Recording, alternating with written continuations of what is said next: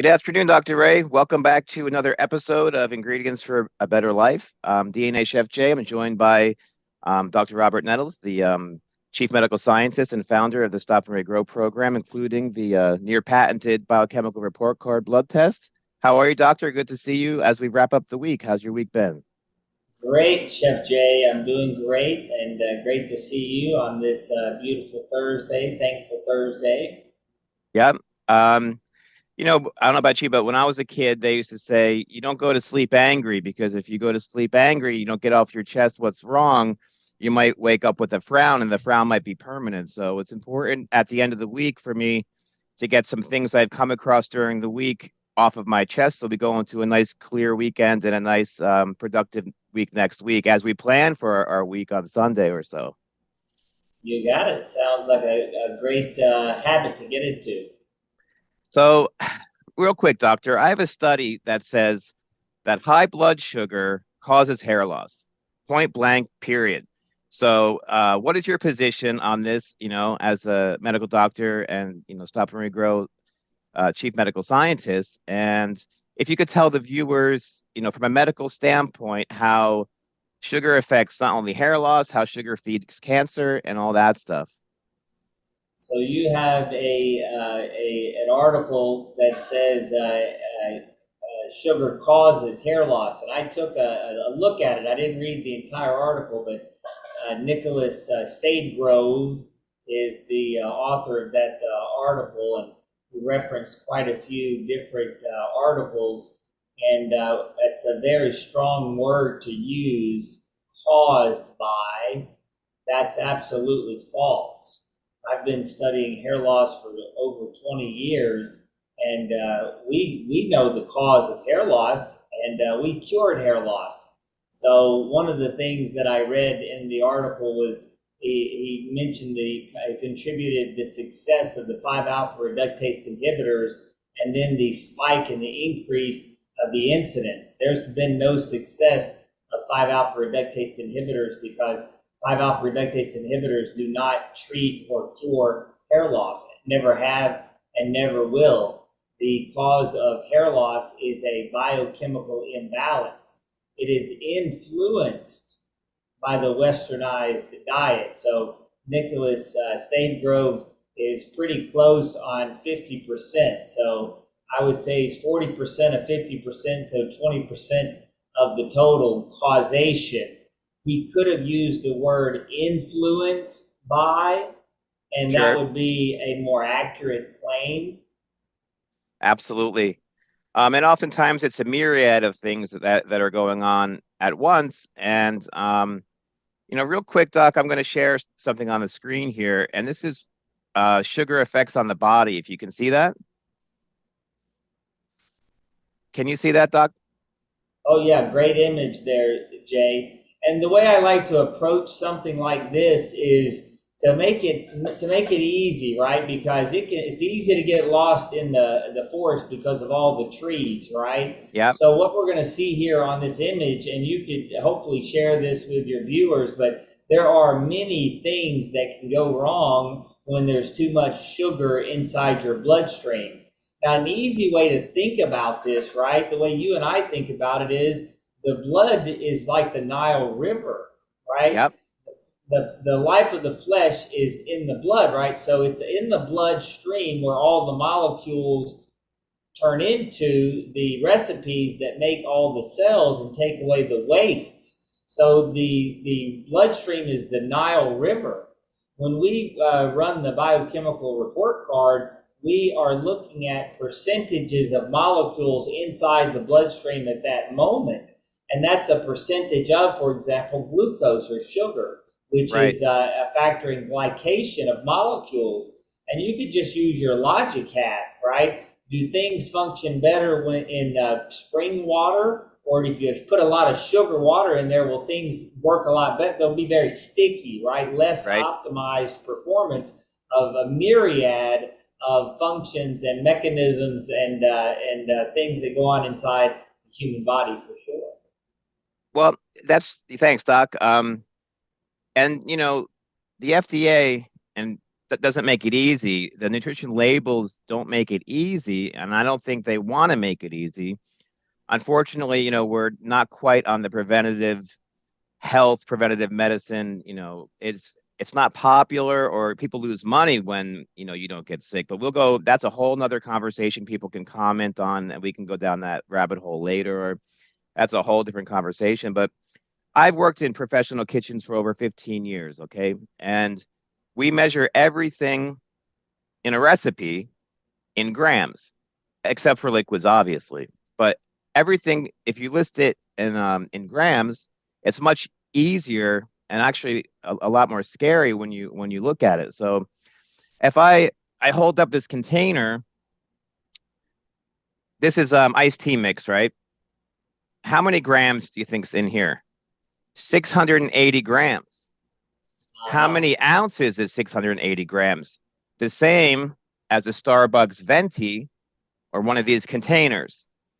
Now, oftentimes, so you think 24 ounces. So oftentimes, in the United States, how we're brought up, there's a lot of things in our culture that get into our vernacular, like, well, once in a while, everything in moderation. Um, everything's bigger in Texas. Sometimes more is better. I treat myself, I earn this and that kind of stuff. But when you look at this one container of iced tea, which is, a guy like myself, if I am out in this, the heat or haven't drank water in a while, that's not a hard thing to kill right there. I could drink that pretty quick, or definitely before a half an hour. Now, that one container, 24 ounces, or this one bottle has, now, if you look at it in grams, the sugar counts, that has 45 grams of sugar. That's 9 grams over, as a male, my daily allowance for sugar per day. Now, someone starts off their day with that Starbucks venti, they're already over their sugar allowance. And this is where we might get some controversy in the commenting as well. I say take the carbs plus the sugar and count them as sugar. And you'll find that you'll meet that 25, 30 gram of sugar mark per day in your food alone without adding, these type of things.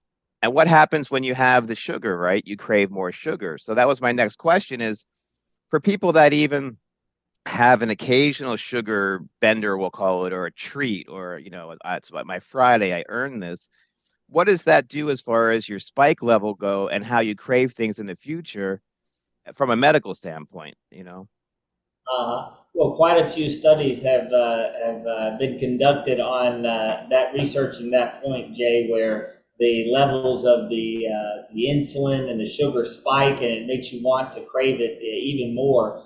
But to your overall point that you made is you've got to understand what's going inside your body, Right. and when you understand day to day what you're doing, what you do every day is what you do every day. So you have a habit. So the goal is to get into so many good habits that you run out of room for bad habits. For example, if you ate hard boiled eggs every morning, Yep. if you ate almonds every snack at 3 p.m., if you ate 1 to 2 avocados a day, and then you were to eat a couple of protein meals, you wouldn't have room for anything else.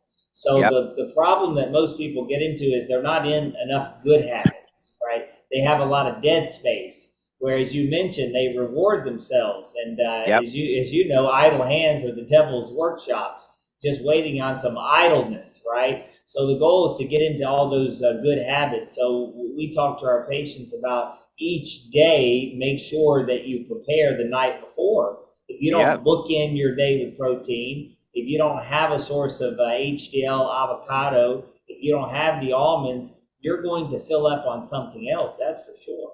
Yeah, or even the week before, with doing meal prep. But it's amazing that the number of people that don't have a kitchen scale, and I ask them, well, how many grams of protein are you getting for, breakfast, lunch, whatever? And they'll say, well, I don't know, I don't weigh my proteins. Then also they don't realize that there's a shrinkage factor from raw to cooked as well, and all those kinds of things. So when I talk to you, you're always a fan of the numbers. Let's look at the numbers, the numbers. So I'm looking at the numbers now and saying, if you're not weighing your things out and you don't add them, grams are the easiest to use for dry, ingredients, but you really are going blind. And if you're going blind, at least use this, size of your fist. If you're eating more than that, the small intestine can only absorb what is it, 6 grams of protein per hour minus 8 hours sleep. That gives us 160 grams of protein opportunity, we'll say.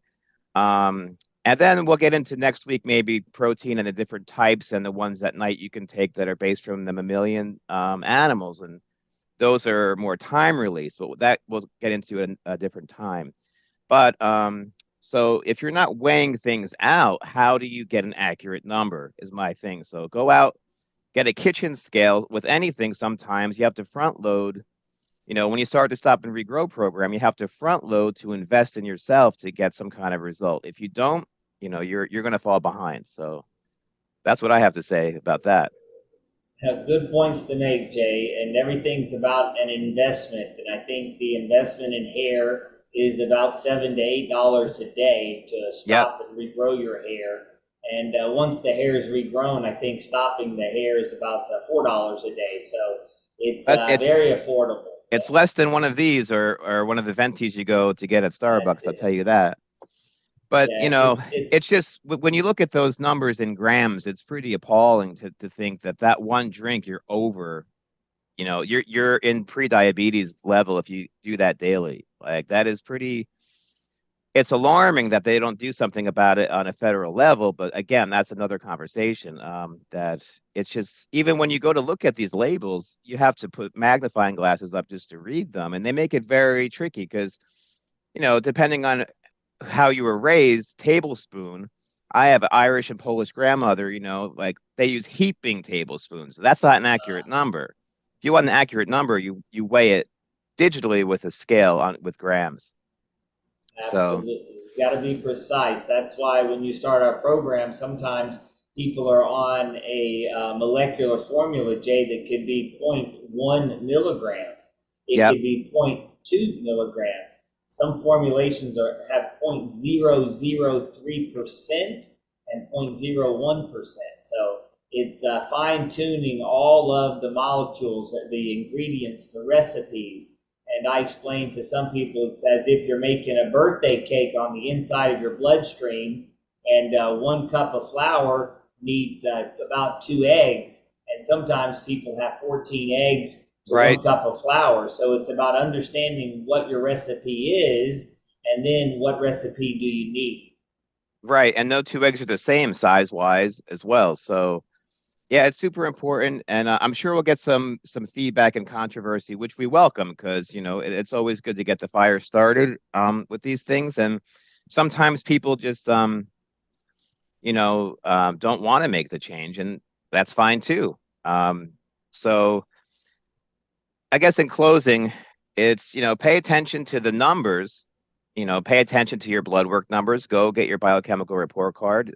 It's easy. You could do it in any state, any country near their home in a lab. Everything goes back to you electronically, and you see in black and white, in numbers what's there is no getting around the A1C. There's no getting around the HDL, the LDL, which they don't check for when you go to a primary doctor. So, and we can teach them how to increase, and not just for hair, but for overall vitality. I like to say that, the hair regrowth program is a nice attribute. The hair is great, but the other effects are even greater than the hair. So doctor, thank you again for your time. Thanks for all the hard work and the knowledge, the research, and I'll make sure to get this information out there. So anyone has any questions, drop them in the comments. Go to stopandregrow.com. I urge you to get your blood work done, get the biochemical report card blood test, and couple avocados, unsalted nuts a day. Weigh your things out and find out where you are from a number base and not just guesswork because you're only hurting yourself. Until next week, I'm DNA Chef Jay here with Dr. Robert Nettles from Stop and Regrow. Have a great weekend, doctor, and we'll catch up on protein next week and all the different types and time released at night and what we can do and all that kind of things. If anyone has any questions, feel free to drop the comment. And at the end of the video, we will post that study that I was speaking of as well. So We'll see you next time, doctor. You got it. Thank you very much for having me on, Chef Jay. Okay, thanks, Doc. We'll see you next week. See you next week. Bye-bye.